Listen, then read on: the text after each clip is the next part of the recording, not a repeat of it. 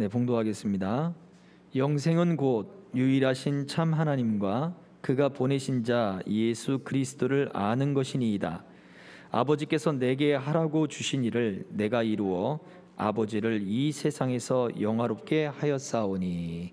아멘. 우리 예수님은 하나님 아버지가 하라고 하신 그 일들을 이루었습니다. 그리고 그것을 통해서 하나님을 영화롭게 했습니다. 이것이 예수님이 이 땅에 오신 그 일을 빛나게 하는 것이었습니다. 우리 사람들로 치면 우리에게 생명이 주어지고 그 생명이 발휘되게 하는 것, 그 생명이 빛나게 하는 것, 그것이 우리들에게 참 중요한 모습인 것을 보여줍니다. 예수님 말씀하고 있는 것이 바로 그거예요. 아버지를 영화롭게 했다. 아버지가 하라고 하신 일들을 다 이루었다. 예수님의 공생의 그 기간 동안 예수님이 보여주신 모습은 바로 그것이었습니다. 하나님이 하라고 하신 일, 하나님이 주신 사명을 다 이루신 것이고, 근데 그 이루신 일들을 예수님의 이익이나 아니면 예수님의 인기나 아니면 예수님의 편의를 통해서 나타난 것이 아니라 예수님은 철저히 하나님과의 관계 속에서 그 일들을 이루셨다는 거예요. 이것이 예수님이 이 땅에서 가지신 생명을 가지셨을 때 우리들에게 보여주신 모습이었습니다. 그래서 17장 3절에서는 그 영원한 생명은 유일하신 하나님과 참 하나님과 그를 보내신 자 예수 그리스도를 아는 것입니다 라고 우리 주님이 고백한 것입니다. 영원한 생명, 하나님을 알지 못하면 영생에서 떠나가는 거예요. 하나님과의 관계가 깨지면 그 영원한 생명에서 떨어져 갑니다. 그러면 그것을 성경은 죽음이라고 얘기하고 이미 죽었다라고 표현되어지는 거예요. 둘째 사망에 대한 비유를 말씀을 드렸었죠. 분명히 호흡하고 있고 피부로 다 느껴요. 불길의 뜨거움을 느끼고 피부가 타들어가는 고통을 느껴요. 뇌가 정상적인 활동을 합니다. 그런데 호흡이 끊어지질 않아요. 살아있으나 하나님과의 관계로부터 떨어져 있기 때문에 성경은 둘째 사망이다, 영원한 사망이다 라고 이야기를 해요. 분명히 살아있거든요. 다 느끼고 다 말하고 다 고통스러워요. 그러나 하나님과의 관계 안에 있는 사람, 하나님과의 연합 안에 있는 사람, 그 사람에게는 영원한 생명이 주어진다 라고 말해줍니다. 우리가 하나님을 안다. 어떻게 알겠습니까? 하나님을 만나야죠. 하나님을 경험해야죠. 하나님이 우리 가운데 일하시는 모습들을 만나보고 만져보고 느껴보고 그래야죠. 그래야 하나님의 사랑도 알 수 있고, 그래야 우리의 죄를 용서해 주시는 그 은혜도 알 수 있고, 이것이 우리에게 하나님을 아는 것이 되기를 주의 이름으로 축복합니다. 아브라함이 갈대아 우르에서 떠날 때 하나님을 알았죠. 어떻게 해요? 꿈으로 알았습니다. 또는 비전으로 알았어요. 두려움으로 안 거예요. 그게 하나님에 대한 전부였어요. 근데 그 두려움 때문에 하나님이 지시하신 땅으로 일단 출발합니다. 근데 어디로 가는지 몰랐어요. 그냥 계속 따라가요. 그러면서 점점 하나님은 이러한 상황에서도 그 약속을 지키시는구나, 이걸 점점 경험해 나가기 시작합니다. 그러면서 하나님을 아는 깊이가 깊어졌어요. 하나님을 아는 믿음이 강해졌어요. 그래서 그의 아들 이삭을 바치라 할 때도 그래서 그렇게 바칠 수 있었던 거예요. 히브리서에서는 아브라함은 하나님이 그 바치라 했던 이삭을 다시 살리실 줄로 믿었다 그랬어요. 또 다른 아들을 줄 것이라 믿은 게 아니에요. 그 죽인 그 아들을 다시 살리실 줄로 믿었다 그랬어요. 이건 지식으로 알 수 있는 거 아닙니다. 끊임없이 하나님을 만나고 그의 인생 가운데, 그의 굴곡 가운데, 그의 외로움과 두려움과 여러 느끼는 모든 감정들과 상황들 속에 하나님을 계속 경험한 거예요. 하나님을 계속 만난 거예요. 우리가 과거에 하나님을 만날 때 내가 이런 은혜 체험을 했다, 이런 경험을 했다, 소용없어요. 우리는 오늘도 하나님을 만나야 돼요. 우린 내일도 하나님을 만나야 되고, 우린 계속해서 하나님을 만나야 돼요. 그것이 우리의 믿음을 자라게 합니다. 그것이 우리에게 주어진 생명이 바로 끊어지지 않고 계속해서 우리에게 준 이 생명이 빛을 발하게 되는 거예요. 안 그러면 그냥 빛 없는, 생기가 없는 그런 존재와 똑같죠. 에스겔 골짜기에, 그 마른 뼈가 가득한 그 골짜기에 에스겔 선지자를 통해서 하나님이 말씀하셨어요. 대언하라. 그래서 대언했더니 뼈들이 막 움직이면서 맞춰지기 시작합니다. 그리고는 거기에 힘줄이 붙고 피가 돌기 시작하고, 그리고는 그 피부가, 스킨이 딱 덮였어요. 모든 것이 완벽합니다. 신진대사가 원활하게 움직이는 거죠. 근데 그때 하나님의 생기가 불어라 라고 외치라고 했단 말이에요. 그 생기가 불어라 하고 외쳤어요. 그랬더니 그들이 일어나기 시작합니다. 일어나서 무엇이 됐습니까? 그들이 일어나서 하나님의 군대가 됐다라고 말을 해줘요. 그러니까 하나님의 그 생명의 빛, 그 생기를 발산할 수 있는, 그리고 하나님의 그 말씀을 따라 사명을 감당할 수 있는 그런 존재가 됐다는 거예요. 우리에게 주신 하나님의 생명, 우리가 하나님을 경험하는 것, 하나님을 아는 것도 마찬가지예요. 우리에게 생기가 없으면 우리의 생명이 빛이 나타나지 않는 거예요. 그냥 여전히 그 골짜기에 그 피부까지 완벽하게 덮여 있지만, 신진대사가 그대로 이루어지고 있지만 우리는 여전히 골짜기에 누워있는 쓸모없는 존재와도 같은 거예요. 그러나 끊임없이 우리가 하나님을 만나고 하나님을 경험하는 삶을 우리가 계속해서 만나고 또 하나님을 느끼고 하나님께 순종했더니 또다시 하나님이 하나님을 알게 하고, 이런 것이 계속 쌓아지면서 깊어지면서, 그러면서 우리가 하나님의 우리에게 허락하신, 우리에게 준 그 생명, 생기를, 빛을 발할 수 있다라고 하는 것입니다. 그래서 영생은 곧 유일하신 참 하나님을 아는 것이다. 그가 보내신 자 예수 그리스도를 아는 것이다.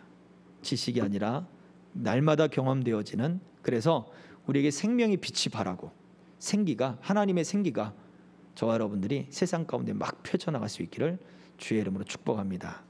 아멘. 자, 말씀 우리 하이델베르그 요리문답부터 시작을 해서 주일을 살펴봤던 그 말씀 다시 한번 정리해 보도록 하겠습니다.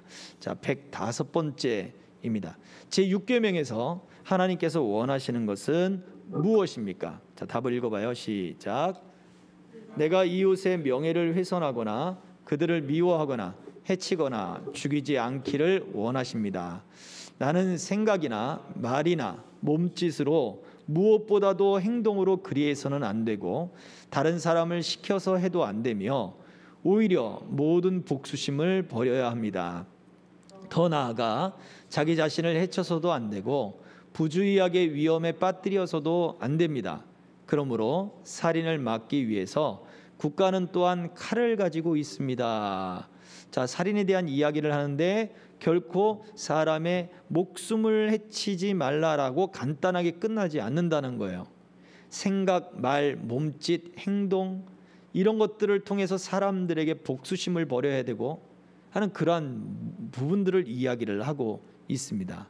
사회적인 관계, 부주의하게 사람들을 위험에 빠뜨리는 행동들, 심지어 부주의하다라고 하는 것을 여러분 우리가 운전할 때 어떻게 느낄 수 있습니까? 깜빡이 안 켜고 옆으로 갑자기 들어오는 차들 위험하잖아요. 뒤에 차, 옆에 차 위험하게 만들고 사고를 유발시키는 거죠. 바로 그러한 부분까지도 하이델베르그 요리문답에서는 뭐라고 얘기해요? 그것이 살인하지 말라라고 하는 그 계명에서 하나님이 요구하시는 그런 하나님의 공동체에서 보여줘야 할 모습이다라고 이야기하는 거예요. 에이, 깜빡이 하나 안 켜는 게요? 예, 맞습니다. 부주의하게 잘못해서 우리가 좀 더 주의하지 않으면 사고를 일으키는데, 그 사고가 우리를 통해서 일어난다면 그것 또한 하나님이 그리스도인들에게 원하는 것은 결코 아니라고 하는 것입니다. 예전에 우리나라에 큰 굵직굵직한 건물이 무너지고 다리가 무너지고 했던 사건들이 있었죠. 그때마다 그 건설사 또는 시공사 거기에 굵직굵직한 책임을 맡고 계신 분들이 교회의 어떤 직분자였다, 뭐 그런 이야기 뉴스들이 많았었습니다. 이유가 뭘까요?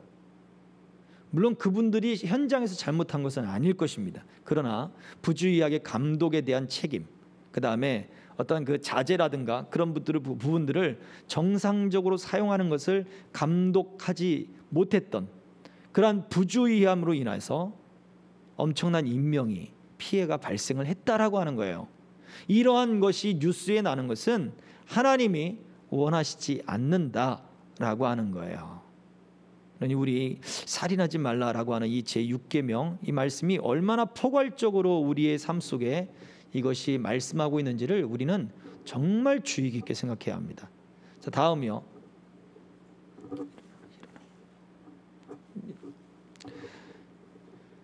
자, 106번입니다. 그런데 이 계명은 살인에 대해서만 이야기합니까? 아닙니다. 자, 읽어봐요. 시작. 살인을 금함으로써 살인의 뿌리가 되는 시기, 증오, 분노, 복수심 등을 미워하시며 이 모든 것들을 살인으로 여기신다고 가르칩니다. 자, 여기서 얘기하는 게 바로 그거예요. 왜 우리가 부주의한 것까지 우리가 신경 써야 되느냐라고 할 때 살인이라고 하는 그 살인의 뿌리에 대해서 이야기하기 때문에 그래요. 부주의한 것까지, 그게 시기와 증오와 분노, 복수심, 뭐 이런 것까지 다 이것이 살인의 뿌리가 된다라고 말해주는 거예요. 왜 깜빡이 안 켜고 휙휙 들어갑니까? 급해서요? 성격이 급해서요? 예, 그럴 수도 있습니다. 근데 성격이 급한 사람들은 불 같다 그러잖아요. 왜 불 같습니까? 분노가 훅훅 올라오잖아요. 분노 체질이에요. 분노 체질. 예. 뭐 저도 뭐 자유로울 수 없습니다.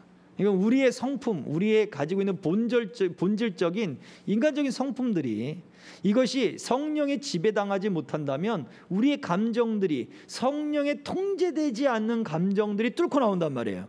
이런 것들이 살인의 뿌리가 되니까 이게 그래서 문제가 됩니다. 자, 그래서 우리는 성령의 통제를 받을 수 있어야 합니다. 그걸 놓고 기도해야 되는 거예요. 자, 다음 볼게요. 107번. 그러면 앞에서 말한 방식으로 우리 이웃을 죽이지 않으면 그것으로 이 계명을 다 지킨 것입니까? 자, 읽어볼게요. 시작. 아닙니다. 하나님께서는 시기와 증오와 분노를 정죄하심으로써 우리가 우리 이웃을 자기 자신처럼 사랑하여 인내와 화평과 온유와 자비와 친절을 보이고 우리가 할 수 있는 한 그들을 해악으로부터 보호하며 심지어 원수에게도 선을 행하라고 하셨습니다.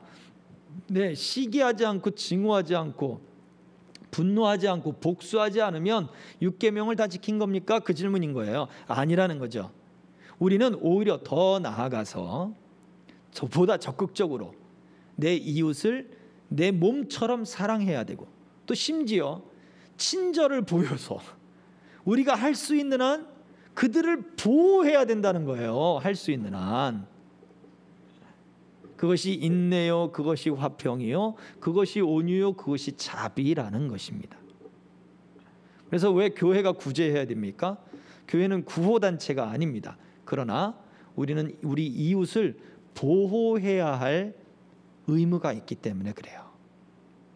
보다 적극적으로 이 살인하지 말라라고 하는 이 말씀 속에서 그렇게 하나님을 그 말씀을 따라 사람들, 우리에게 맡겨준 세상에 대해서 그것을 지키고 다스릴 줄 아는, 아담에게 에덴 동산을 경작하고 일하고 그리고 관리하고 그리고 지키라, 아주 면밀하게 보호하라라고 하는 그 말씀을 주셨던 것 같습니다.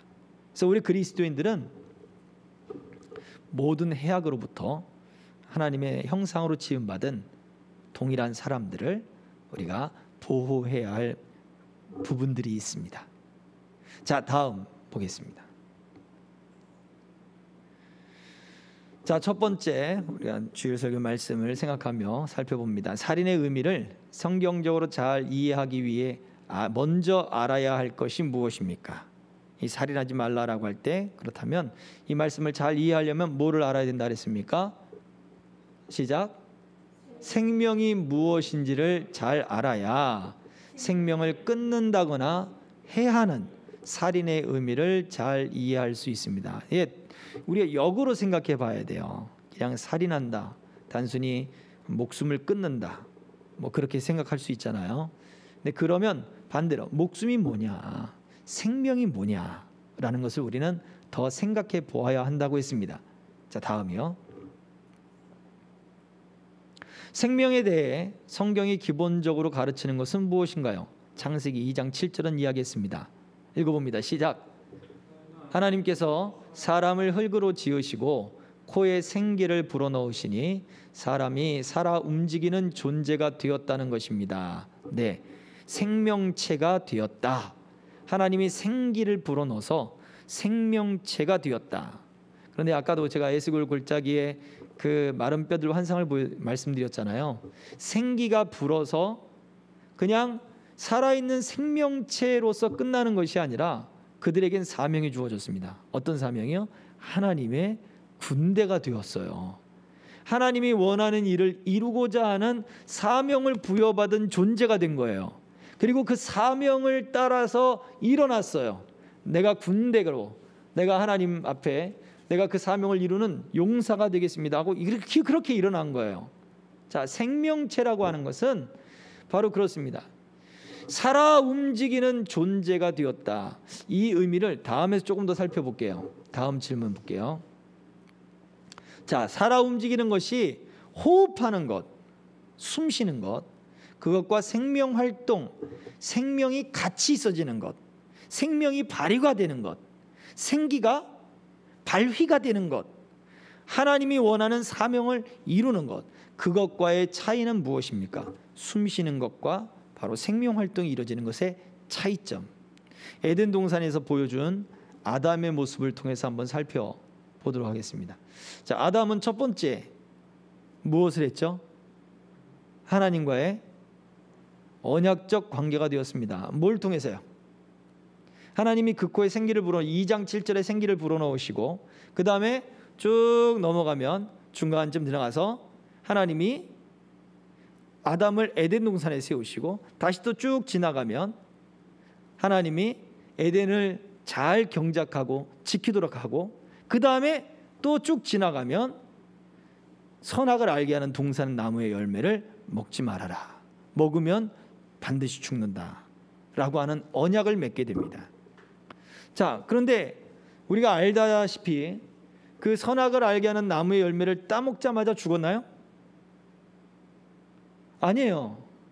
안 죽었어요. 그럼 하나님 거짓말하신 건가요? 아니에요. 하나님과의 관계에서 떨어져 나갔어요.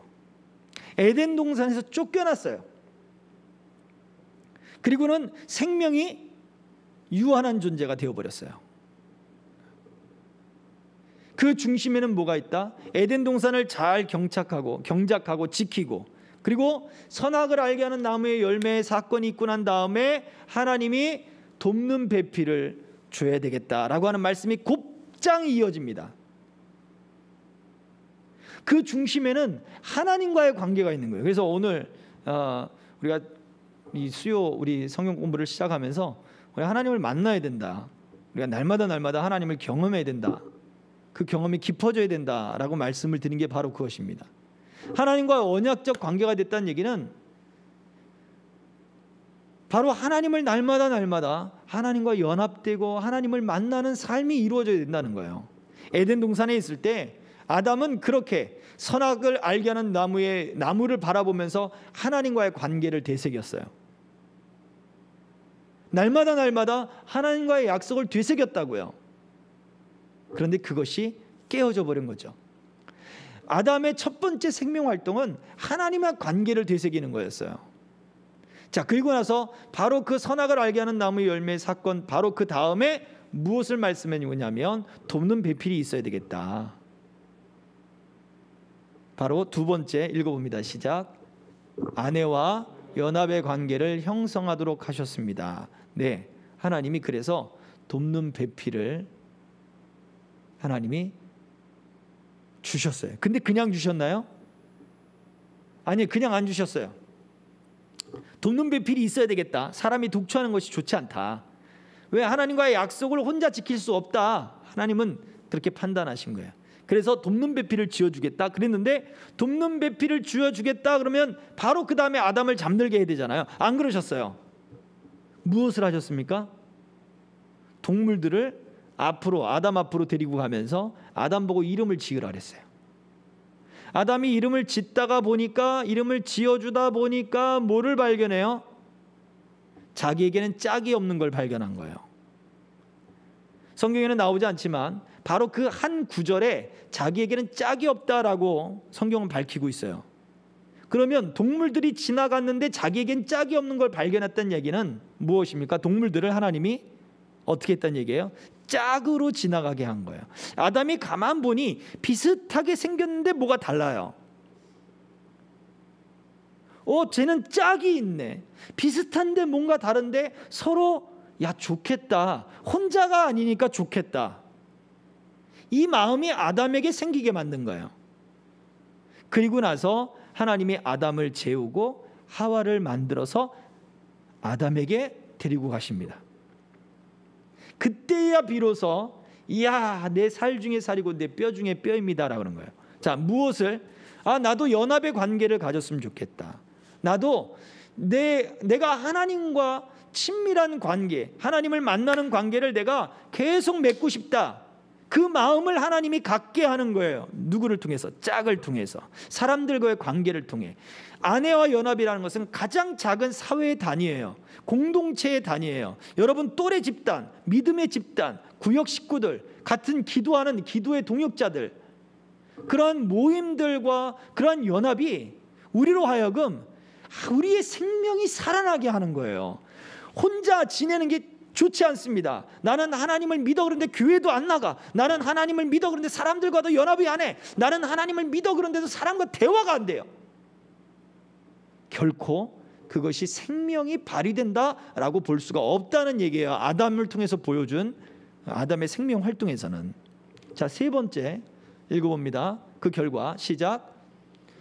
그 결과 하나님이 창조하신 세계를 잘 경작하고 지켜나가는 사명을 받았습니다. 네, 하나님은 이러한 일련의 과정을 통해 그 아담에게 주신 그 일들을, 아담이 에덴 동산을 관리하고 그 동물들의 이름을 불러주면서 그들을 다스리고 그들과 그 관계들을 유지해 나가고, 자기 아내에게 하와에게 하나님과의 언약을 알려주고, 또 자기 자녀들에게 하나님과의 언약을 알려주는 그러한 모든 생활들, 그 모든 모습들을 통하여 아담이 먼저 하나님과 약속된, 하나님이 네가 죽으리라, 반대로 네가 살리라 한 그 생명을 가치 있게 발휘하게 되는 생명 활동이었다는 거예요. 그래서 이러한 생명, 아담이 하나님과의 관계 속에서, 그리고 부부와의 연합을 통해, 그리고 하나님이 주신 그 사명, 에덴 동산을 잘 경작하고 지키는 그 활동을 통해 아담이 범죄하기 전에는 아담이 활동하는 그 에덴 동산에 생명이 넘쳐났던 거예요. 하나님의 생기가 넘쳐났던 거예요. 저와 여러분들이 우리가 하나님과의 관계 안에서, 사람들과의 또 교제 안에서, 그리고 하나님이 주신 사명의 일들을 잘 하면서 여러분들의 살아가는 삶의 터전 속에 하나님의 생명이 넘쳐나기를 주의 이름으로 축복합니다. 예, 이런 생명들이 생기가 활동 있게 넘쳐나기를 축복합니다. 자, 다음이요. 자, 그렇다면 인간의 생명은 호흡으로만 이해할 수 없는 것입니까? 시작. 그렇습니다. 생명은 호흡하여 지속하는 존재로 있기보다 반드시 하나님과의 관계 속에서 이해해야 합니다. 네, 둘째 사망 이미 말씀드렸죠. 호흡하고 느끼고 다 깨달아 알지만 하나님과의 관계가 떨어졌기 때문에 죽은 거예요. 사망이에요. 자, 5번. 존재는 계속되지만 하나님과 관계가 없기 때문에 사망인 것을 무엇이라고 합니까?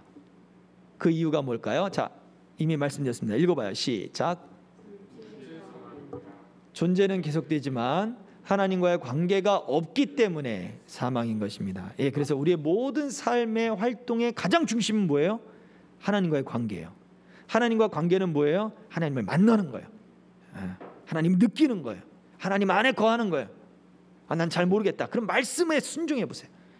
나 그래도 잘 모르겠다. 그 말씀을 콱 붙들고 그 안에 살아보세요. 하나님 만나 주십니다.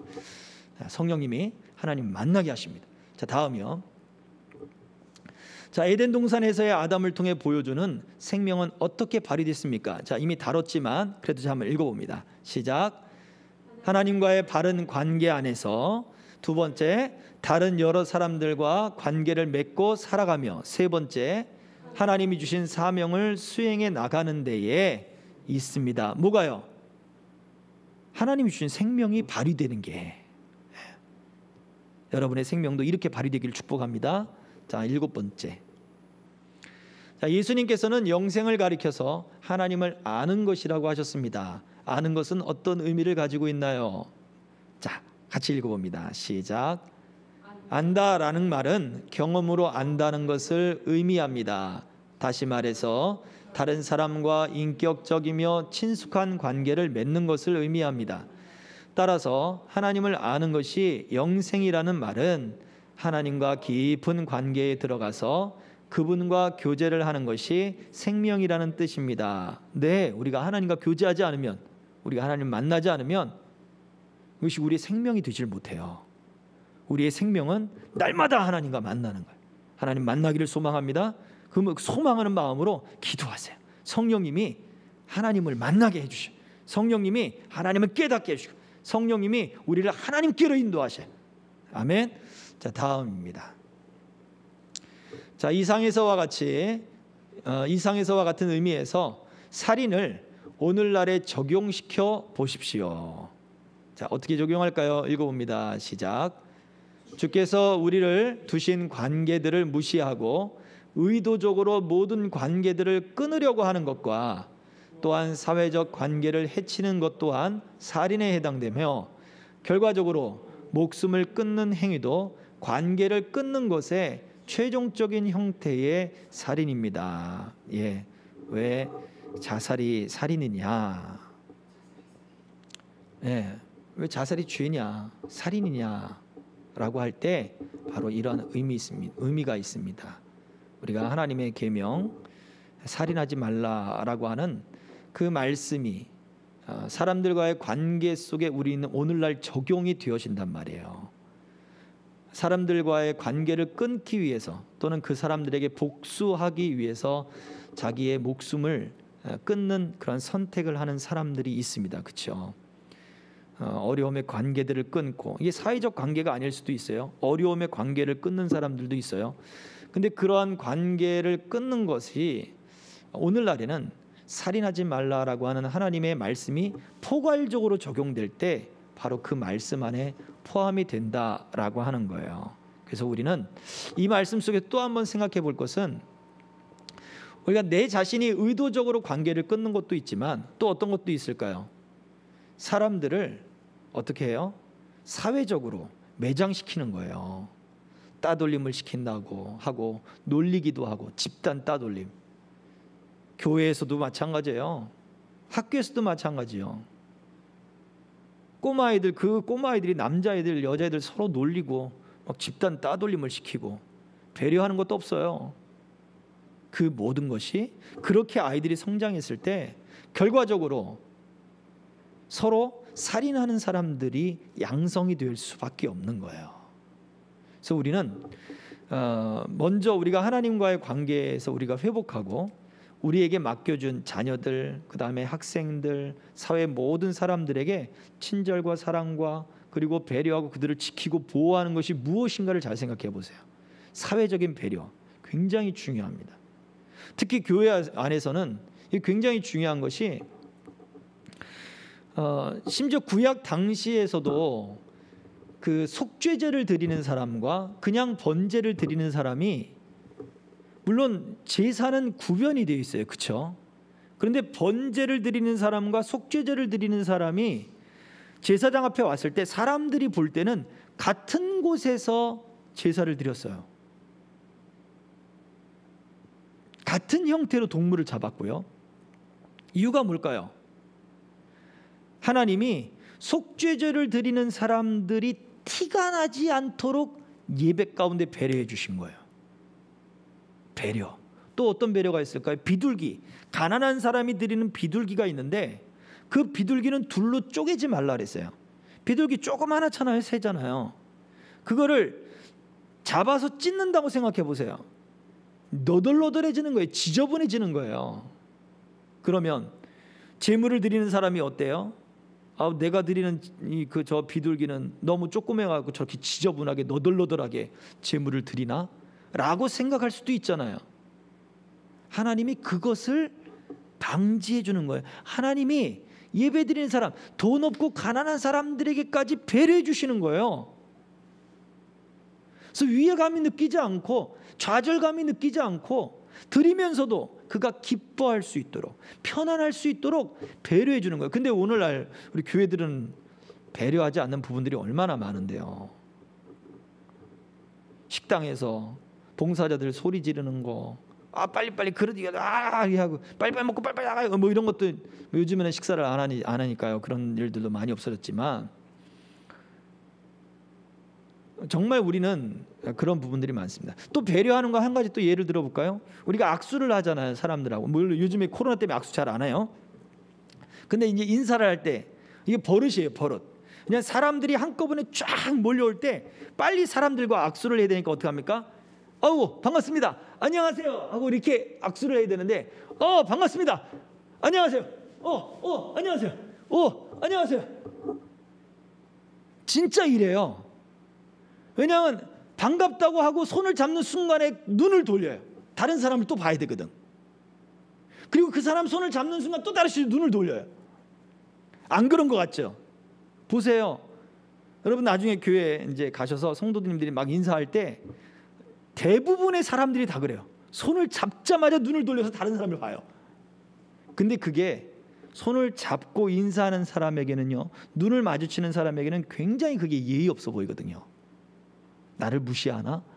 왜 악수를 하지 그러면? 잡는 순간 고개를 싹 돌려버리니까. 여러분 배려라고 하는 것은, 우리가 베풀어야 될 적극적인 사랑이라고 하는 것은 굉장히 사소한 것에서 있어요. 성령께서 우리를 이러한 사소한 것 하나까지 우리를 가르쳐 주시고 이끌어 주시기를 소망합니다. 아마 여러분들이 가만히 있을 때 거울 한번 보세요. 표정이 얼마나 굳어 있는가도 보시고. 저도 굳어 있더라고요. 심지어 저는 잘 때 집사람이 사진을 찍어서 보여줬는데요, 5만 가지 인상을 찌푸리면서 자요. 그래서 이때는 내가 화가 나서 내가 그랬는 거 아닌가? 뭐 그런 생각도 있었는데, 가만히 보니까 제가 자다가 의식이 들 때쯤이면 항상 내가 미간을 찌푸리고 있는 게 느껴질 때가 있어요. 그래서 잠이 들려고 할 때 저는 의도적으로 미간을 핍니다. 근데 그게 잠이 깰 때까지 유지가 되는지는 전 잘 모르겠어요. 일단 잠이 들 때는 어쨌든 미간을 피려고 해요.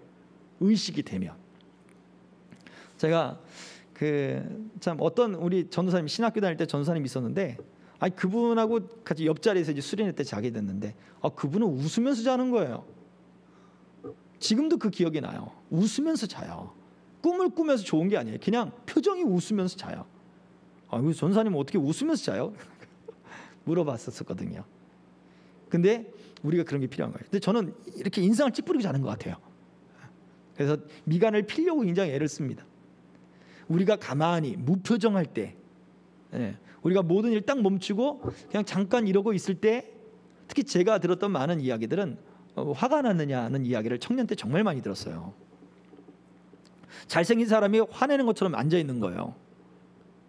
그러니까 잘생겨서 다가오고 싶은데 화내는 것 같아서 못 다가오고. 여러분 믿으시거나 말거나.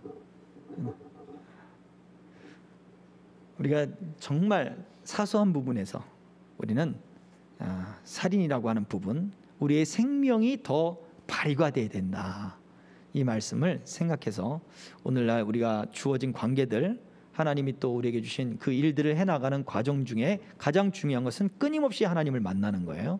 그리고 좋은 관계, 심지어 내가 그들을 보호해야 된다. 적극적으로 사랑하고 보호해야 된다. 여러분 관계에 직장인들이 믿지 않으면 기도하세요. 그분들이 교회를 나가건 안 나가건 상관없어요. 그분들에게 전도를 하건 안 하건 부담감 갖지 마시고 그분들을 위해서 기도하세요. 내 기도가 저분들을 보호해 준다 생각하고 하나님 앞에 기도하세요.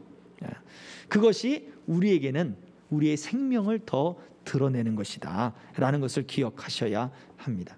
오늘 말씀을 통해 더 하나님의 생기와 생명이 여러분의 삶 속에 심령 속에 가득하기를 주의 이름으로 축복합니다. 아멘. 이 시간 우리 같이 기도하겠습니다.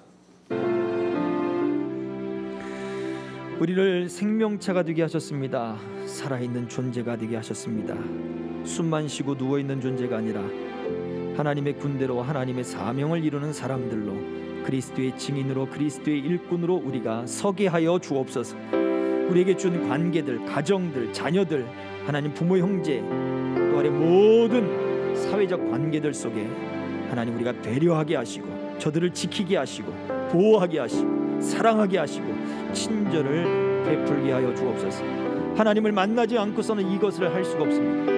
하나님의 사랑을 깨달아야 하나님 내가 온전히 사랑할 수 있습니다.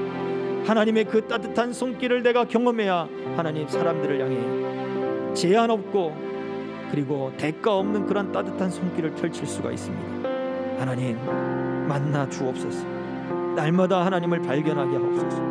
눈을 여시고 귀를 여시고 마음을 여시고 성령의 그러한 인도하심과 성령의 깨닫게 하심이 엠마오로 걸어가던 그 두 제자의 마음을 가슴을 하나님의 말씀으로 뜨겁게 하고 그들을 눈을 여신 것처럼 말씀으로 우리 가슴을 뜨겁게 하고 우리의 눈을 여셔서 우리 주님을 보게 하옵소서. 하나님을 알게 하옵소서. 우리를 통하여 참 빛의 역사와 참 생명의 역사가 더 가득한 삶을 공동체를 이루게 하여 주옵소서. 예수 그리스도의 이름 받들어 기도하옵나이다. 아멘. 그러므로 너희는 이렇게 기도하라. 하늘에 계신 우리 아버지여, 이름이 거룩히 여김을 받으시오며 나라의 마옵시며 뜻이 하늘에서 이룬 것 같이 땅에서도 이루어지이다. 오늘날 우리에게 일용할 양식을 주옵시고 우리가 우리에게 죄 지은 자를 사하여 준 것 같이 우리 죄를 사하여 주옵시고 우리를 시험에 들게 하지 마옵시고 다만 악에서 구하옵소서. 대개 나라와 권세와 영광이 아버지께 영원히 있사옵나이다. 아멘.